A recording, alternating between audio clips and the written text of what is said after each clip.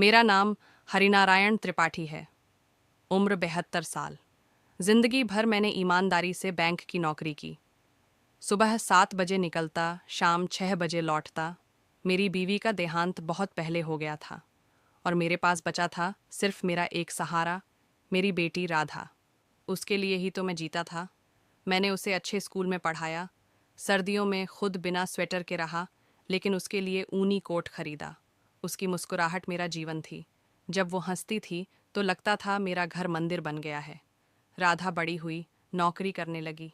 फिर एक दिन बोली, पापा, एक लड़का है अभिषेक, बहुत अच्छा इंसान है, पढ़ा लिखा है, समझदार है। मैंने कहा, बेटा अगर तू खुश है तो मैं भी खुश हूँ। और फिर धूमधाम से उनकी शादी कर दी। पहले कुछ महीने बहुत अच्छे गुजरे। वो दोनों मेरे घर आते, खाना खाते, बातें करते। अभिषेक मुझे पापा कहता और मेरे पैर छूता।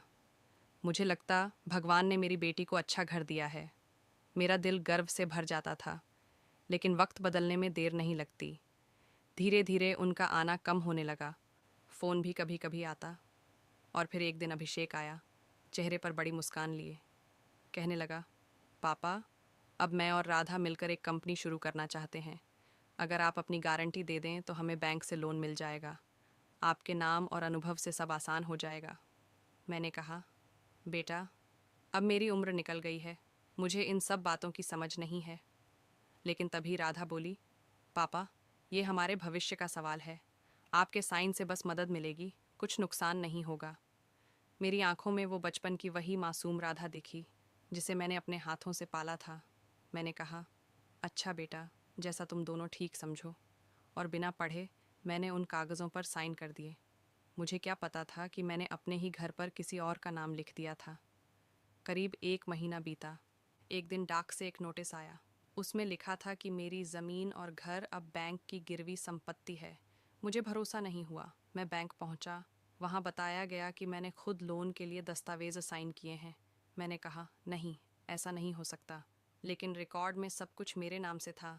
मेरे दस्तखत, मेरा आईडी सब नकली नहीं दिख रहे थे। मैं भागा भागा घर पहुंचा। दरवाजे पर ताला लगा हुआ था। अंदर झांका तो सब खाली। कुर्सी, बिस्तर, अलमारी सब गायब। पड़ोसी ने कहा, त्रिपाठी जी, आपकी बेटी और दामाद सुबह ही ट्रक लेकर चले गए थे। कहा कि अब वो मुंबई में रहेंगे। उस वक्त मैं वहीं सड़क पर बैठ गया। मेरी सांसें भारी हो गईं। मुझे लगा जैसे दुनिया खत्म हो गई हो। जिस बेटी के लिए मैंने खुद को मिटाया, वही आज मुझे मिटा गई।